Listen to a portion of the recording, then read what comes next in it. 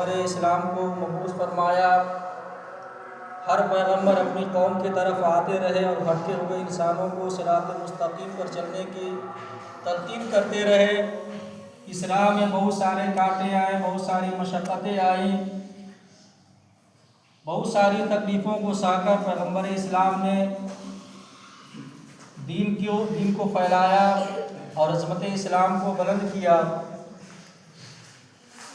ہر نبی اپنے قوم میں آئے، ان کی قوم ان کے ساتھ بدسلوکیاں، ظلم و ستم کرتے رہے، لیکن پیغمبران اسلام نے تمام مصیبتوں کو، تکلیفوں کو سہتے ہوئے اللہ تبارک و تعالیٰ کے دین کی دعوت دی، اور اخلاق کریمانہ کی وجہ سے بہت سارے لوگوں نے شرک سے توبہ کر اسلام کی دعوت کو قبول فرما لیا۔ اس کے بعد پیغمبر اسلام حضرت آدم علیہ السلام سے لے کر اللہ تبارک و تعالیٰ نے اپنے آخری پیغمبر نبی اکرم صلی اللہ تعالیٰ علیہ وسلم پر جب نبوت کا دروازہ بند فرما دیا تو تبلیغ اسلام کے لیے،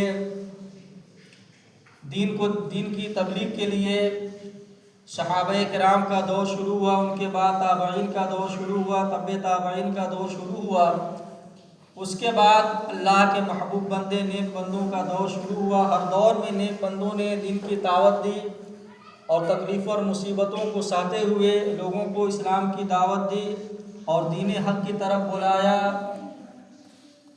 گناہ کے راستوں سے ہٹا کر صراط مستقیم پر چلنے کی تلقین کی۔ اس میں بہت ساری مصیبتوں کا سامنا کرنا پڑا۔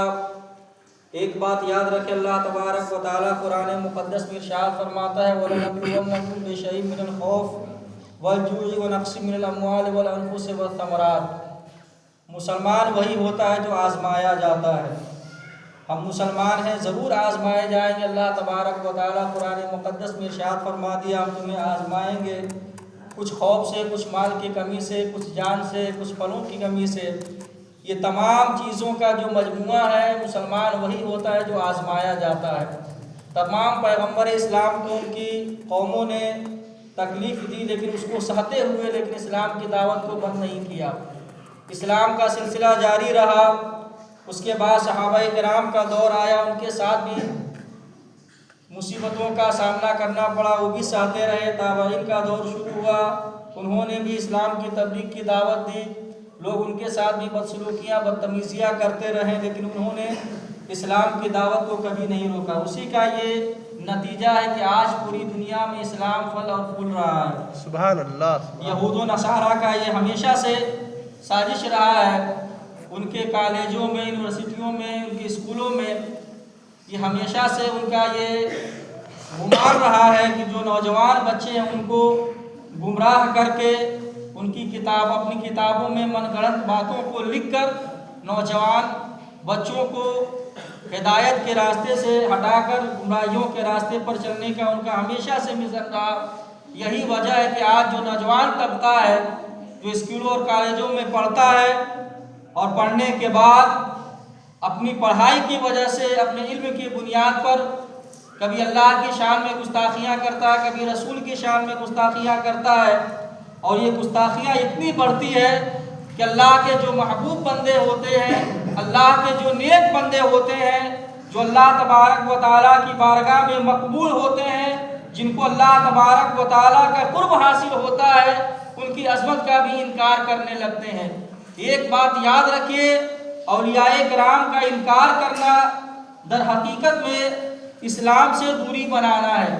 اس لیے کہ اللہ تبارک و تعالیٰ قرآن مقدس میں ارشاد فرمایا جو میرے محبوب بندے ہیں، جو میرے نیک بندے ہیں، ان پر نہ کوئی خوف ہے نہ کوئی غم، وہ بے خوف اور بے غم ہے۔ تو اسلام کی تبلیغ کے لیے اللہ تبارک و تعالیٰ نے اپنے نیک بندوں کے ذریعے اسلام کی تبلیغ کا سلسلہ جاری رہا اور اسلام کی تبلیغ ہوتی رہی۔ خواجہ غریب نواز رضی اللہ تعالیٰ عنہ کی وہ ذات ہے جن کو اللہ کے رسول صلی اللہ تعالیٰ علیہ وسلم نے بشارت دے کر ہندوستان کے سرزمین پر بھیجا۔ حضور خواجہ غریب نواز رضی اللہ تعالیٰ عنہ کا یہ صدقہ ہے آج جو بر صغیر میں اسلام نظر آتا ہے، یہ حضور خواجہ غریب نواز رضی اللہ تعالیٰ عنہ کی دعوت کا دین ہے۔ اور حضور خواجہ رضی اللہ تعالیٰ عنہ نے جو اسلام کی تبلیغ فرمائی، جو لوگوں کو آپ نے اسلام کی طرف بلایا، حضور خواجہ غریب نواز رضی اللہ تعالیٰ عنہ کا صدقہ ہے کہ بر صغیر میں جو مسجدیں نظر آ رہی ہیں، جو محرابیں نظر آ رہی ہیں، جو آج ہمارے سروں پر عزت کا تاج ہے یعنی ٹوپی ہے، یہ حضور خواجہ غریب نواز رضی اللہ تعالیٰ عنہ کا صدقہ ہی ہے۔ تو حضور خواجہ غریب نواز رضی اللہ تعالیٰ عنہ ہندوستان کے سرزمین پر آپ تشریف لائے اور اسلام کی آپ نے تبلیغ فرمائی، اسی تبلیغ کا دین ہے کہ آج بر صغیر میں اسلام پھلتا اور پھولتا ہوا نظر آ رہا ہے۔ حضور خواجہ غریب نواز رضی اللہ تعالیٰ عنہ بیان فرماتے ہیں، اللہ تبارک و تعالیٰ کی بارگاہ میں حضور خواجہ غریب نواز رضی اللہ تعالیٰ عنہ کتنے محبوب اور مقبول ہیں۔ آپ بیان فرماتے ہیں حضور خواجہ غریب نواز رضی اللہ تعالیٰ عنہ کہ میرے استاذ حضور خواجہ عثمان ہارونی رضی اللہ تعالیٰ عنہ حضور خواجہ غریب نواز رضی اللہ تعالیٰ عنہ کو لے کر مکہ مکرمہ میں حاضر ہوئے۔ آپ نے خانہ کعبہ کی زیارت فرمائی۔ حضور خواجہ غریب نواز رضی اللہ تعالیٰ عنہ فرماتے ہیں کہ میرے استاذ حضور خواجہ عثمان ہارونی رضی اللہ تعالیٰ عنہ نے خانہ کعبہ کی زیارت کے بعد میرا ہاتھ پکڑا اور ہاتھ پکڑنے کے بعد میرے حق میں دعا کی، اور وہ دعا یہ تھی، اے رب قدیر، میں نے معین الدین کو تیرے سپرد کیا، تو اپنی بارگاہ میں اسے قبول فرما لے۔ میرے پاس جتنا تھا میں نے معین الدین کو دے دیا۔ حضور خواجہ عثمان ہارونی رضی اللہ تعالیٰ عنہ نے اللہ تبارک و تعالیٰ کی بارگاہ میں حضور خواجہ غریب نواز رضی اللہ تعالیٰ عنہ کے لیے دعا فرمائی، اے رب قدیر، میرے بس میں جتنا تھا میں نے معین الدین کو دے دیا، اب میں تیرے حوالے کرتا ہوں، تو اپنی بارگاہ میں قبول فرما۔ غیب سے آواز آئی کہ میں نے معین الدین کو اپنی بارگاہ میں قبول کر لیا۔ سبحان اللہ، خواجہ عثمان ہارون رضی اللہ تعالیٰ عنہ نے جب اس آواز کو سنا تو آپ بہت خوش ہوئے اور اللہ تبارک و تعالیٰ کی بارگاہ میں سجدہ شکر ادا کیا۔ تو ذرا سوچئے کہ اللہ تبارک و تعالیٰ کی بارگاہ میں حضور خواجہ غریب نواز رضی اللہ تعالیٰ عنہ کتنے مقبول اور محبوب ہیں کہ غیب سے آواز آتی ہے کہ میں نے معین الدین کو اپنی بارگاہ میں قبول کر لیا۔ حضور خواجہ غریب نواز رضی اللہ تعالیٰ عنہ خانہ کعبہ کی زیارت کرنے کے بعد آپ مدینہ منورہ حاضر ہوئے۔ آپ کے ساتھ آپ کے پیر و مرشد حضرت خواجہ عثمان ہارونی رضی اللہ تعالیٰ عنہ آپ کے ساتھ تھے۔ جب دیار رسول میں آپ پہنچے، روضہ رسول پر آپ پہنچے، تو آپ کے استاذ پیر و مرشد حضور خواجہ عثمان ہارونی رضی اللہ تعالیٰ عنہ نے کہا، اے معین الدین، تم سلطان دو جہاں کے دربار میں آئے ہو، سلام پیش کرو۔ حضور خواجہ غریب نواز رضی اللہ تعالیٰ عنہ نے آقا کریم صلی اللہ تعالیٰ علیہ وسلم کی بارگاہ میں سلام پیش کیا۔ روضہ رسول سے جواب آئی، وعلیکم السلام یا شیخ البحر و بر، یعنی تم پر سلامتی ہو، تم جنگل اور دریاؤں کے سردار ہو۔ یہ آواز آتی ہے آقا کریم صلی اللہ تعالیٰ علیہ وسلم کے روضے سے۔ تو اللہ اس کے رسول کی بارگاہ میں حضور خواجہ غریب نواز رضی اللہ تعالیٰ عنہ اتنے مقبول اور محبوب ہیں، اور اللہ تبارک و تعالیٰ جسے چاہے عزت دے۔ آج حضور خواجہ غریب نواز رضی اللہ تعالیٰ عنہ کے روضے پر جو عاشقوں کا ہجوم رہتا ہے، جو عاشق حضور خواجہ غریب نواز رضی اللہ تعالیٰ عنہ کے روضے پر زیارت کے لیے حاضر ہوا کرتے ہیں، اپنی مرادیں و منتیں مانگتے ہیں، حضور خواجہ غریب نواز رضی اللہ تعالیٰ عنہ کو اللہ تبارک و تعالیٰ کی بارگاہ سے اتنی طاقت و قوت اللہ تبارک و تعالیٰ نے اپنے محبوب بندوں کو عطا فرماتا ہے کہ اگر کوئی اللہ تبارک و تعالیٰ کے محبوب بندوں کے در پر حاضر ہو کر ان کے وسیلے سے اللہ تبارک و تعالیٰ کی بارگاہ میں دعا کرتا ہے تو اللہ تبارک و تعالیٰ اپنے محبوب بندوں کے صدقے میں اس بندے کی دعا کو قبول فرما لیتا ہے۔ سبحان اللہ، سبحان اللہ۔ اللہ کے محبوب بندے ہوا کرتے ہیں، اور ایسے اللہ تبارک و تعالیٰ کی بارگاہ میں یہ مقبول ہوتے ہیں۔ اگر کسی بات پر یہ قسم کھا لے تو اللہ تبارک و تعالیٰ ان کی قسم کو پوری فرما دیتا ہے۔ یہ حدیث مبارکہ میں ہے، بخاری اور مسلم شریف کی حدیث ہے۔ اللہ کے رسول صلی اللہ تعالیٰ علیہ وسلم نے ارشاد فرمایا، اللہ کے بندوں میں کچھ ایسے بندے ہیں جو میرے کچیلے بال اور دروازے سے ڈھکیلے گئے ہیں، لیکن اللہ تبارک و تعالیٰ کی بارگاہ میں ان کا مقام و مرتبہ ایسا ہے کہ اگر وہ کسی بات پر قسم اٹھا لے تو اللہ تبارک و تعالیٰ ان کی بات کو سچی فرما دیتا ہے۔ انہی نفوس قدسیہ میں حضور خواجہ غریب نواز رضی اللہ تعالیٰ عنہ کی ذات مبارکہ ہے۔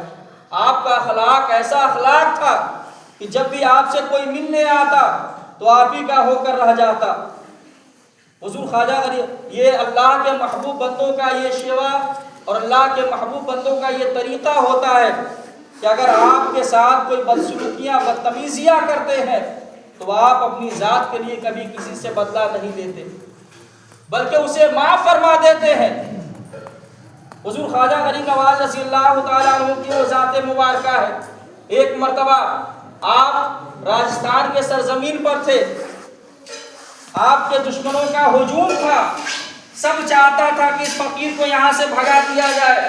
حضور خواجہ غریب نواز رضی اللہ تعالیٰ عنہ سے ایک شخص اس قدر دشمنی کیا کرتا تھا کہ اس نے ایک شخص کو تیار کیا اور کہا کہ تمہیں اس فقیر کو قتل کر دینا ہے، اگر تم قتل کر دو گے تمہیں بہت سارا انعام دیا جائے گا۔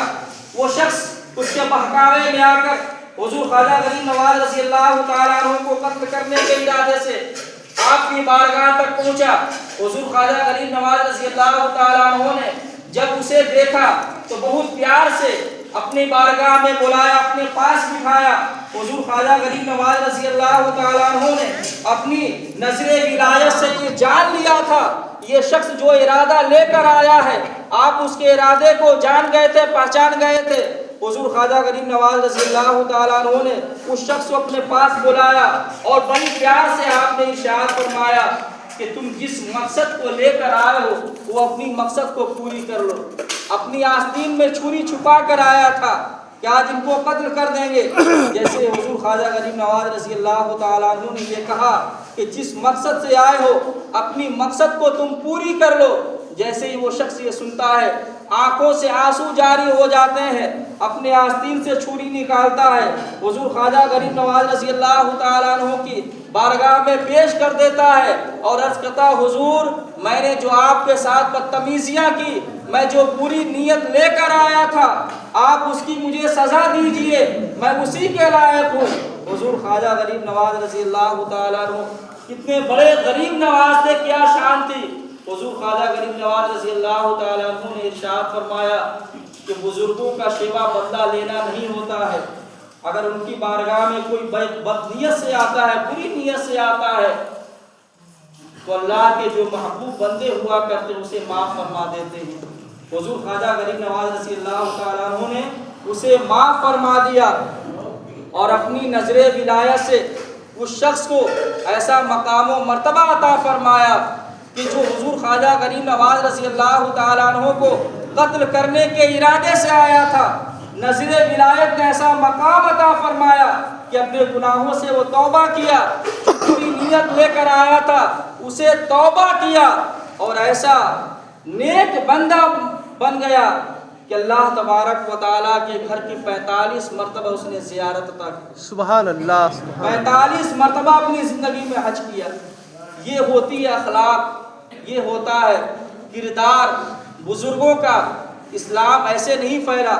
حضور خواجہ غریب نواز رضی اللہ تعالیٰ عنہ پر جب پانی بند کیا گیا تھا اور آپ نے جلال میں آ کر اپنے مرید سے کہا کہ کاشا لے کر جاؤ اور پانی کو حکم دینا کہ حضور خواجہ غریب نواز نے تمہیں بلایا ہے۔ جب مرید پانی دریا کے کنارے پہنچا اور حضور خواجہ غریب نواز رضی اللہ تعالیٰ عنہ کا فرمان سنایا، تمام دریا کا پانی سمٹ کر ایک کاسے میں آ گیا تھا۔ تمام لوگ پریشان تھے، یہاں تک کہ ماؤں کے پستان کا دودھ خشک ہو گیا تھا، گایوں کا تھن کا دودھ خشک ہو گیا تھا، تمام لوگ پریشان تھے۔ حضور خواجہ غریب نواز رضی اللہ تعالیٰ عنہ کی بارگاہ میں حاضر ہوئے اور اپنے غلطیوں سے معافی طلب کی۔ حضور خواجہ غریب نواز رضی اللہ تعالیٰ عنہ نے معاف فرما دیا اور اپنے مرید سے کہا کہ جاؤ اس دریا میں پانی کا کاسے کا پانی ڈال دو۔ تمام لوگوں نے اسے سیرابی حاصل کی، پیے۔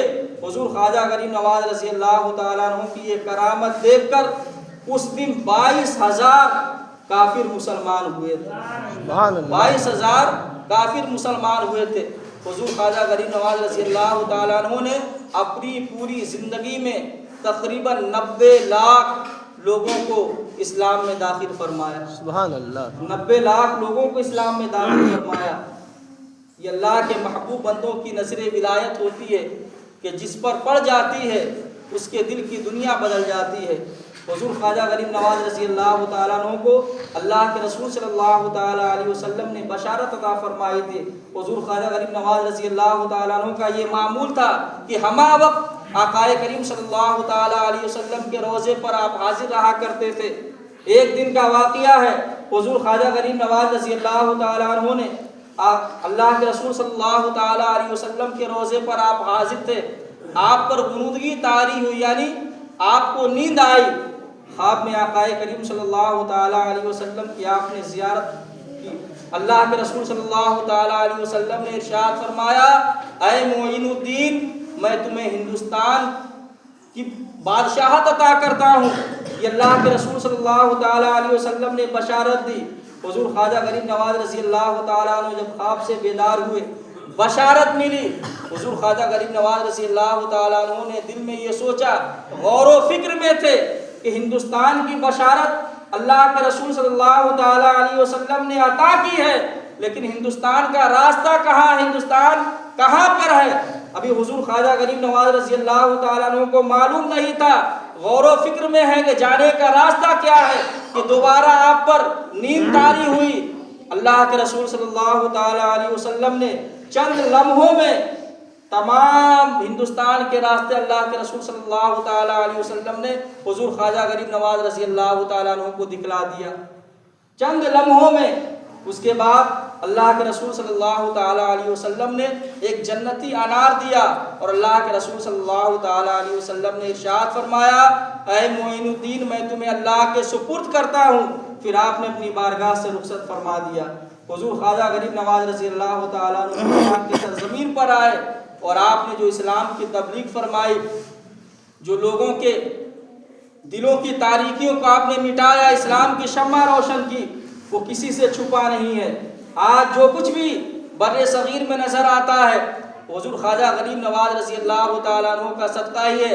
حضور خواجہ غریب نواز رضی اللہ تعالیٰ عنہ کسی فوج اور اسلحے کے ساتھ ہندوستان کے سرزمین پر نہیں آئے تھے، صرف 40 درویشوں کے ساتھ آپ ہندوستان کے سفر کے لیے نکلے تھے۔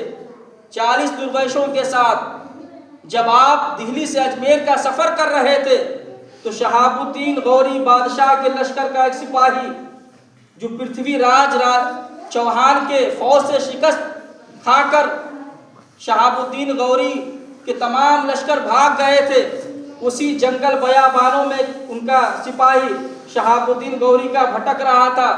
جب حضور خواجہ غریب نواز رضی اللہ تعالیٰ عنہ پر نظر پڑی اور دیکھا کہ بابا مسلمان ہیں، 40 درویشوں کے ساتھ راجستھان کا سفر کر رہے ہیں، تو اس سپاہی نے کہا تھا کہ آپ مسلمان معلوم ہوتے ہیں، میں بھی مسلمان ہوں، شہاب الدین غوری کے لشکر کا ایک بھٹکا ہوا سپاہی ہوں، پرتھوی راج چوہان کے فوج سے شکست کھا کر تمام لشکر فوج بھاگ گئے، میں اسی بیابانوں میں راستہ بھٹک گیا ہوں، بھول گیا ہوں، آپ لوگ کہاں جا رہے ہیں؟